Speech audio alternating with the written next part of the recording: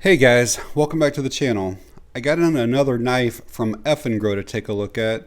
The model on this one is the EF161, and this thing is a beast of a knife. It's coming in at over 12.5 inches in length, and it's got a really cool, almost like Rambo look to it. So stick around if you want to learn about it. We'll do a real quick unboxing. We'll go over all the features and specifications. We'll put the knife to use, see how it handles some abuse, and then give some thoughts on it. So as you can see, they typically ship their knives in just very plain black boxes.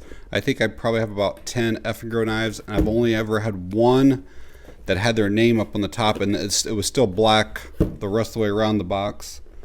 But let's get cut into it and see what this beast looks like.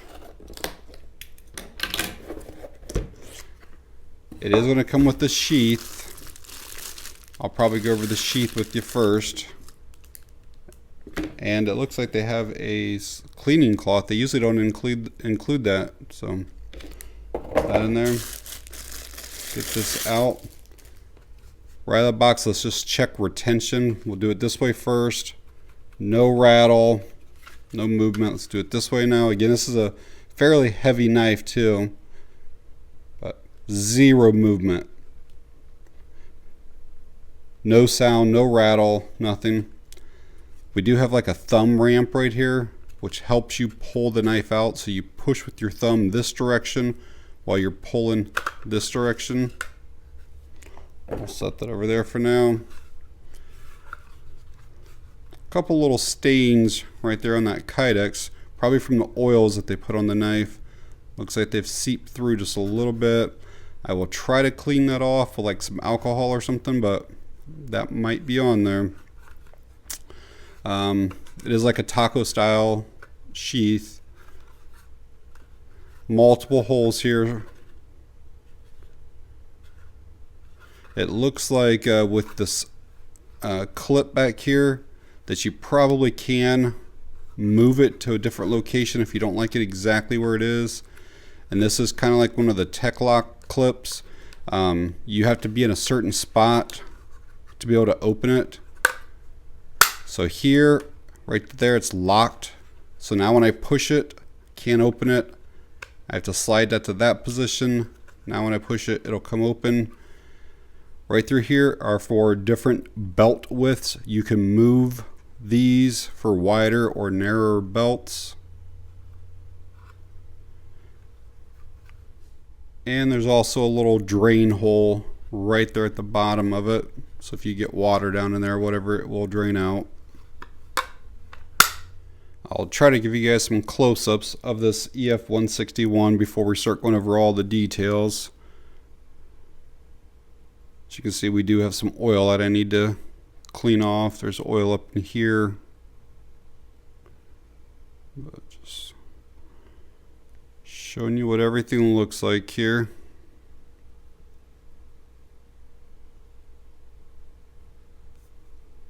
Well, as you can see, this is a very aggressive looking knife, kind of with this clip point up here. The spine up here kind of has almost like a sawtooth look to it. Just very aggressive looking. So this EF161 has a blade length of 7 inches, a handle length of 5.8 for a total of 12.8 inches. It's got a total blade width of just about 2 inches. And since we're talking about the blade, they are using Sleipner steel. This is a full tang, obviously fixed blade knife. The blade hardness is 60 to 62 HRC. That blade thickness is 0.23 inches. Handle thickness 0.81. The handle is micarta. Lots of grooves. Very grippy. Once it's in your hand, that does not feel like that's moving at all. There's a huge hand stop or finger block right there. Does not feel like your hand's going to slip off of that at all. There are G10 liners or inserts here. Mine are red. We also have a lanyard hole back here. We are looking at a total weight of right around 18 ounces. Let's see if we can balance this on top of it. 22.7 ounces. This does have a fairly deep finger choil there. That corner right there is extremely sharp though. A little bit of jimping up on top right here. So a knife like this is definitely designed for hard use. I mean, for camping, hunting, bushcrafting, but at the same time, even at camp, you might have to cut some cordage. You might have to cut up some cardboard boxes and stuff like that. So we're going to do a few tests with this knife and see how it performs. So let's start with just a simple paper test.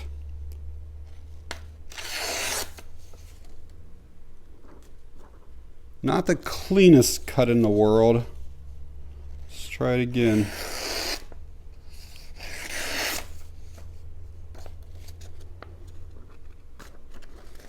Not horrible either, but let's see. That one was pretty good. Let's try a different corner. That one's cleaner.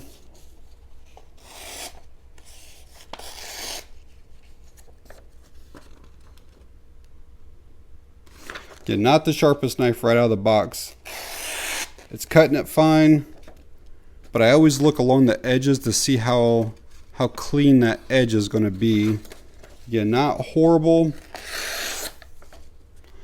but when I can see like the little jagged spots like along through here, it tells me it could maybe just use like a little polish on the edge, or maybe just a little bit of sharpening still. Alright, up next I have an index card. These cards are like twice as thick as what a normal index card is, so see what we can do here. That was actually cleaner than what the regular paper was. Much cleaner.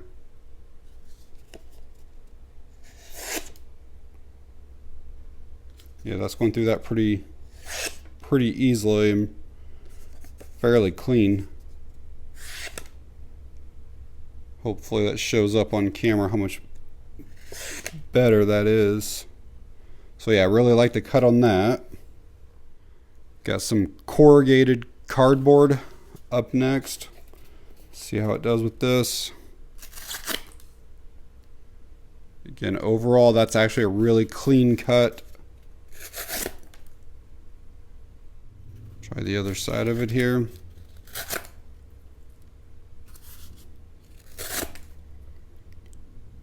Yeah, it's going right through this stuff. Very clean. Do a little bit of cordage here next.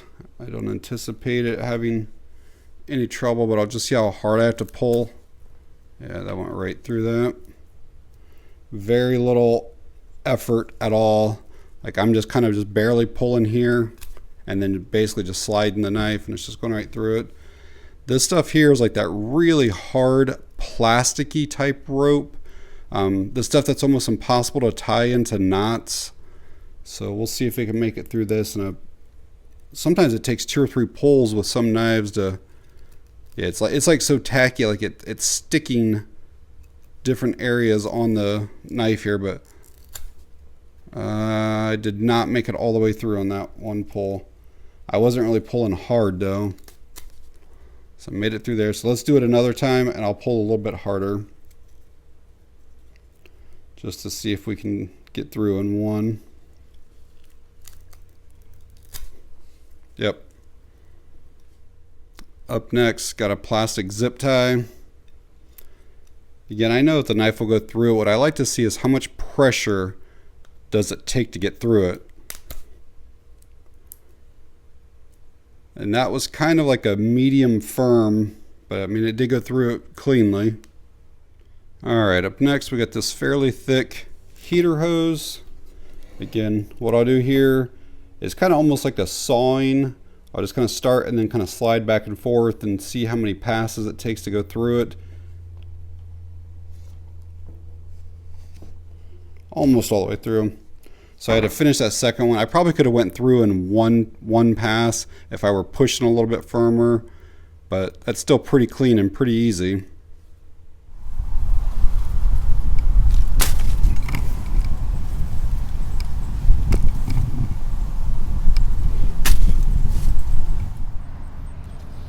Alright, let's see how it does just kind of with some shavings here.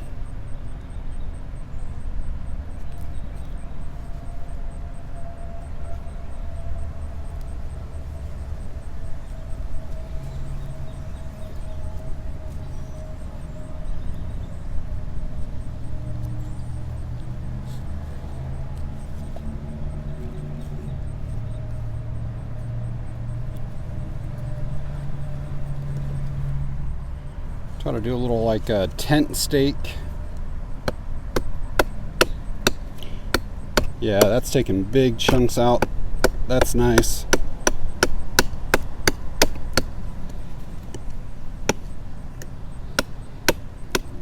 Big bites out of that.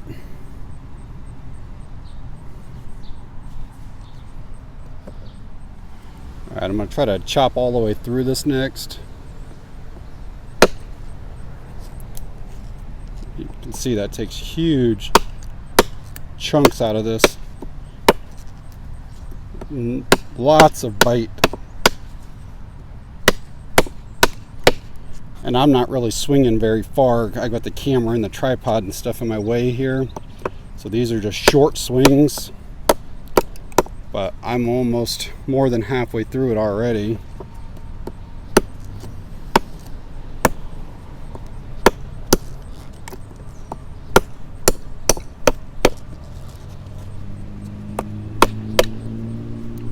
Yeah, short work out of that.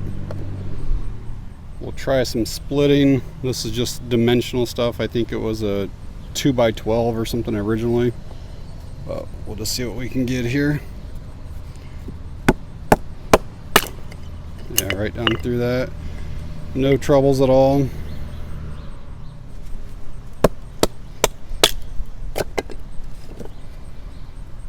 We'll try a small round next. I don't know, it's maybe 3 inches or so across. Alright, let's see what this will do.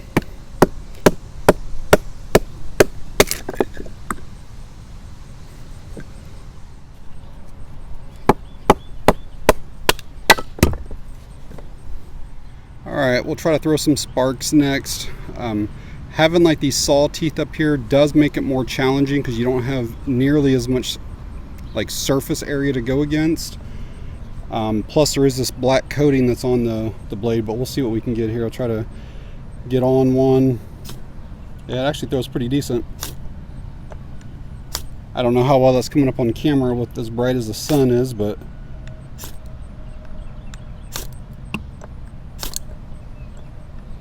so yeah, you just got to make sure that you're kind of in the center of those.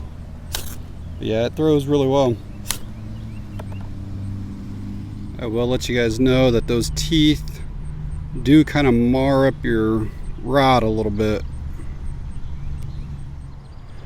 I always like doing 30 or 40 throws into the stump. I do have to be a little bit careful just because it's not like a true drop point. I would consider that a clip point, but so I am going to kind of stand back a little bit further than usual, but we'll see what we can get here.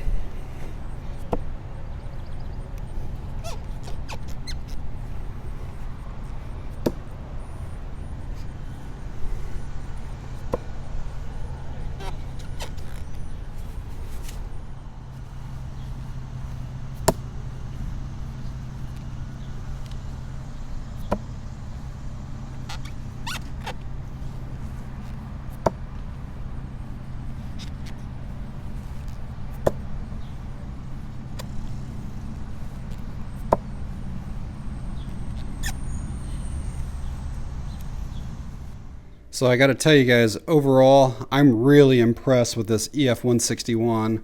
Like I said earlier, I think I have about 10 Eafengrow knives, and this one is probably my favorite one. The overall build quality on this is superb, and you can tell that they're using pretty high quality materials. That Sleipner steel, you know, it's a little bit better than D2. It holds the edge well, it doesn't chip, it's pretty corrosive resistant. It's just overall, it's a good steel. The micarta on the handles, really like them. Didn't have any slipping in my hand. I did wear gloves on part of it, but even the parts that I wasn't, no slipping at all. The flat grind on this definitely makes it a good slicer, whether it's for food prep, making feather sticks or batoning, whatever it might be. Having this full tang design makes this incredibly strong and durable. I really did like beat the crap out of it. Even off camera, I took logs and was hitting this, and I mean, it basically cleaned up to where it looks like a brand new knife. You can't even tell anything was done to it. I took that point, that tip, and threw it into that log. I'm going to guess probably 50 to 60 times, and it didn't do any damage whatsoever. That included sheath, like I showed earlier, actually is very, very secure. There's no rattle, no chance of that coming out until you're ready for it to come out. My only complaints at all with it revolve kind of around these teeth here. First thing I'll say is if you are doing food prep and you get food in here, which you likely are, it is kind of a bit of a pain to get in here and clean out in between all those. You know, if you're like slicing or dicing up tomatoes or something like that, like you really got to get in there and clean that out well. And then the second thing was trying to strike a ferro rod. It's very possible, but it does make it more challenging, and it did kind of chew up my rod a little bit.